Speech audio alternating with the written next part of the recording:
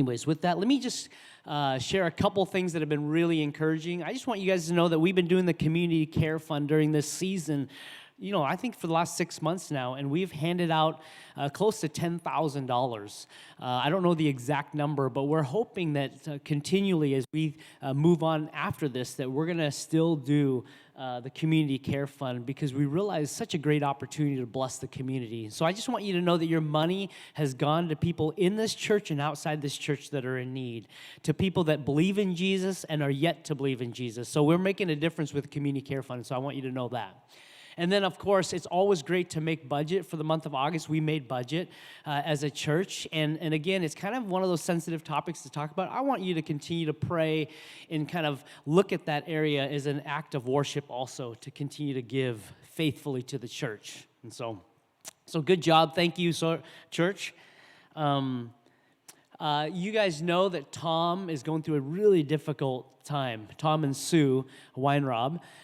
He was diagnosed with cancer a few weeks ago, and so we want to continue to pray for Tom and Sue as they walk through this challenging time. The reality is, obviously, with coronavirus, it's a dangerous time for Tom and Sue. So please be praying for them. Pray that the Lord would provide in really different, unique ways, not only just financially, but emotionally and mentally. And we as a church, we wanted to make sure we're behind praying for them. I think that's the greatest thing that we as Christians can do, is be praying for them and caring for them that way. And so if you remember, pray for Tom and Sue.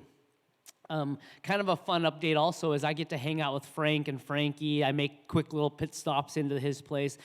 Just side note, by the way, if you guys want to get beat at cornhole, go ahead and just stop by his house and play cornhole with him. He's actually really good. I won't tell you the score or the results of our game that I just had the opportunity to play with him, but I want you guys to know that you guys can ask him, and he'll tell you the answer to that.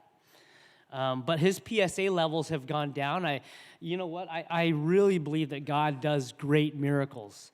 And I know that he was at like a 9-something PSA level. I think the last time I talked to him, he's at a 1-point-something.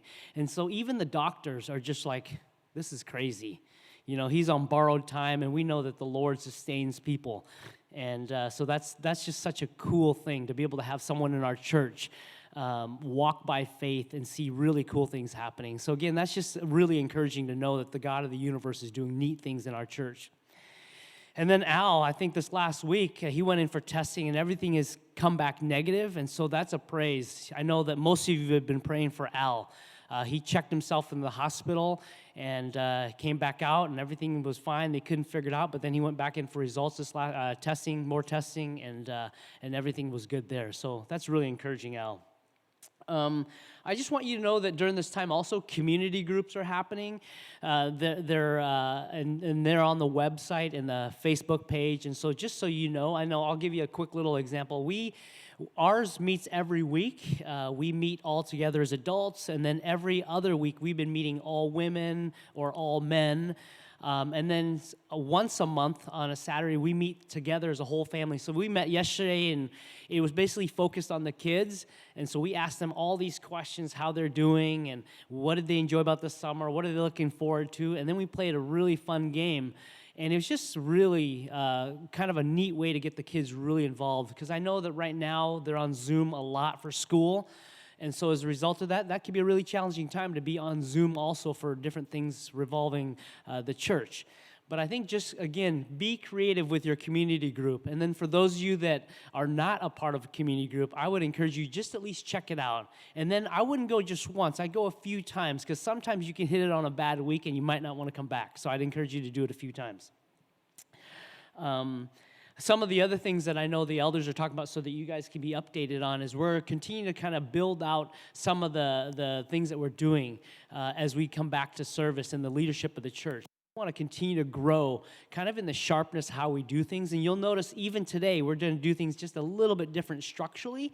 But as we think about moving forward, we want to really develop leaders. We want to grow in our ability to think through who are the next elders, who are the next deacons, who are the people that are leading in our church to kind of move the church forward. Because the reality is it can't be only on the elders and the staff. It needs to be on everybody that's involved in the church here.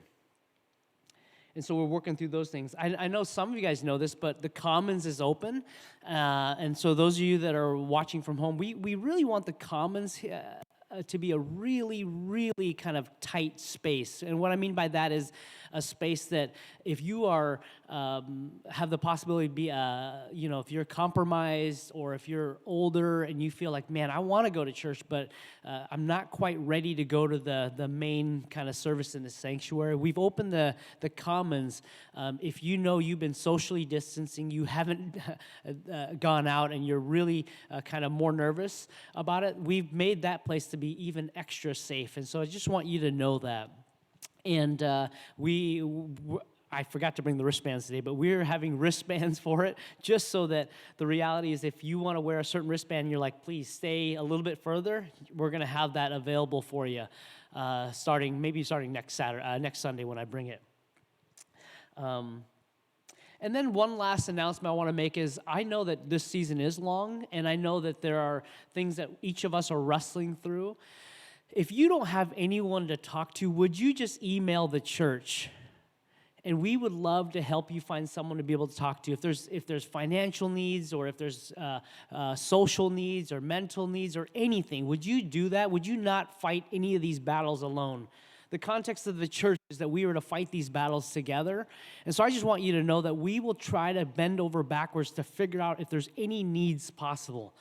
And I know that fall's coming, and there's some of you that can't do your yard work. I'm going to find Kurt right there. He's great at gardening. I'm going to make him go to your yard and mow your yard and trim your trees. So all that being said, I volunteer Kurt to do that. But I just want you to know that there is no need that you shouldn't be able to express, okay?